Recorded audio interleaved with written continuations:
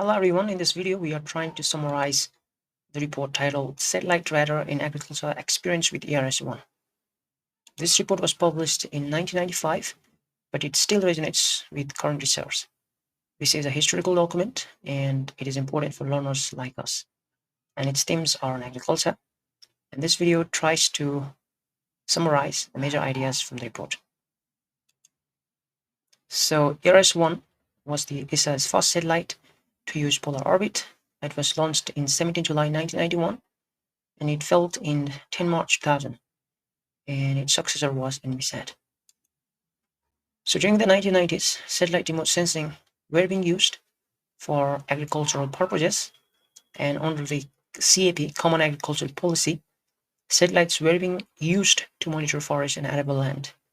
And there was also another activity from EU called MARS, Monitoring Agriculture by Remote Sensing, and this was for crop statistical information. And the major drawback in the visual sensors where it was disturbed by the clouds. And SAR, on the other hand, could transmit the microwave energy and receive the strength and the phase of the signals while being less influenced by the cloud. And the SAR was sensitive to structure and moisture content of vegetation canopies. It was also sensitive to soil roughness and moisture content. Similarly, color combinations could result much more helpful understanding, and the calibrations were also unaffected by atmosphere. So when we talk about the agri information, it relates to crop condition assessment, crop production forecasting, mapping crop area and monitoring changes, surveillance of crop declarations for drought control, policy detections and impact assessment. So this would depend on what we're defining as the agriculture information. And previous to this, census and ground service would be costly and unreliable for the larger area. During the 1970s, we see the LASI, called Large Area Crop Inventory Experiment. This was from the US, where the use of NOAA satellites and ground stations were used for the agriculture information. And following this, EU had also developed MARS program, under which there were MARS stat for estimating crop acreage and yield, which had different activities under it. And there was also MARS PAC to check farmers' applications for subsidies. So the potential of ERS-1 SAR in particular came with different advantages, such as all weather, where it could be used under the cloud conditions as well. It had the high visit frequency, about 17 days. It also had the options of early data acquisitions, which could be used for studying the soil, and it was sensitive to soil surface, maybe helpful for understanding the soil properties. It could be complementary to be used with other satellites, and it had the highly stable orbit, and developments were also being done to develop the near real-time products. So the understanding SAR meant understanding the response from plant structure and soil. It could help in understanding the geometric structure and dielectric constant of the soil surface. And the longer the wavelength, there would be more penetration. And incidence angle, if the angle was relatively steep, it could see more swell. And other properties of this was the speckle, in which the reflected waves from different parts would come as a disturbing thing. For this, independent images had to be averaged, and this process was called multilooking. So different studies were done to understand the temporal signatures from the field, and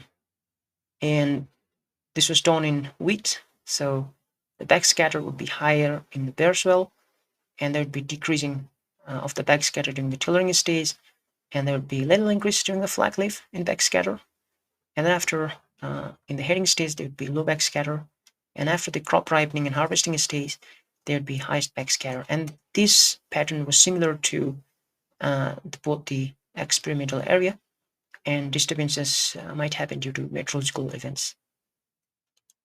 So here we can see different trends in the backscatter. So similar other experiments were done to understand the temporal signature, and this was helpful in understanding or differentiating the wheat and barley.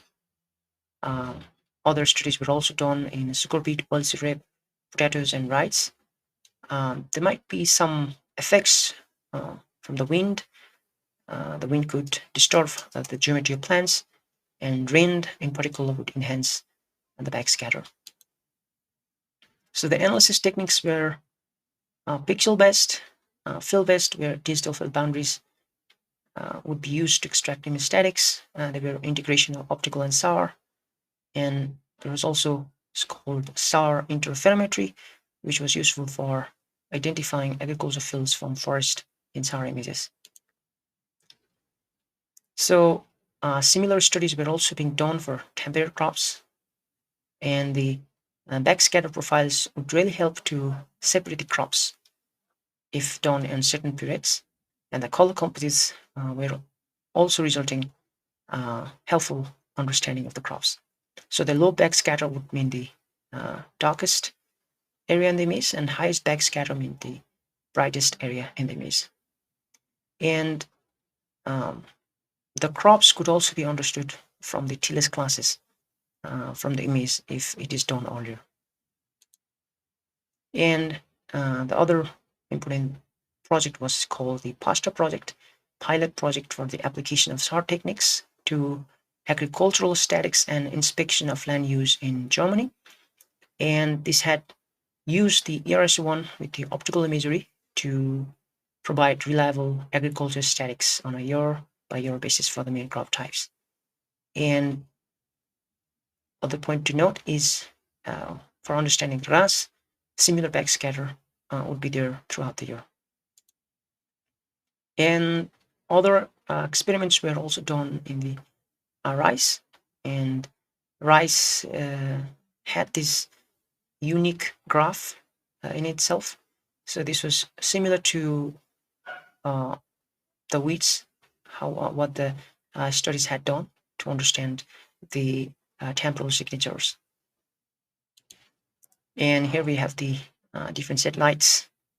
ERS-1 was the first, then came ERS-2, and after ERS-1 and ERS-2, they were Envisat and GRS-1 and other satellites. So this report suggested multi-band radar, and some analysis techniques were also suggested, such as neural networks, SAR interferometry, and crop growth models. So the backscatter of crops were very similar to most of the area. There was a decline in backscatter during the tillering to the flag-leaf stage, and there was a period in which backscatter is at a minimum at the time of feeding and ear deployment, and there was an increase in backscatter during grain field until harvest. And so there were conclusions or suggestions from the report that the first suggestions were to understand the interaction of electromagnetic waves with different crops.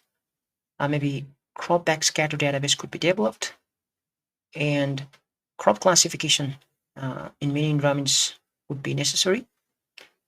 And maybe to further steps would be to understand the effects of local incidence angle correction on crop classification, crop classification performance in hilly terrain, and potential for early crop forecasts can be searched further.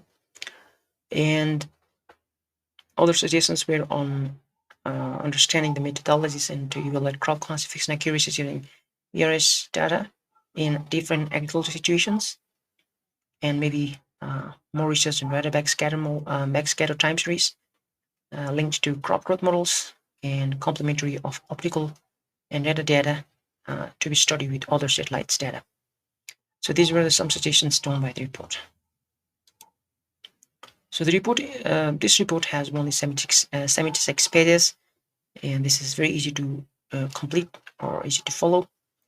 And the report has more wonderful images and graphs we can stare at, and we can understand the developments of SAR remote sensing in agriculture. And this is very useful to understand SAR's use in agriculture. So this was the video with an attempt to summarize the major things from the report. It might not be that helpful, but if you found it to be helpful, I'm very glad if you found it to be helpful in your understanding. So thank you for watching.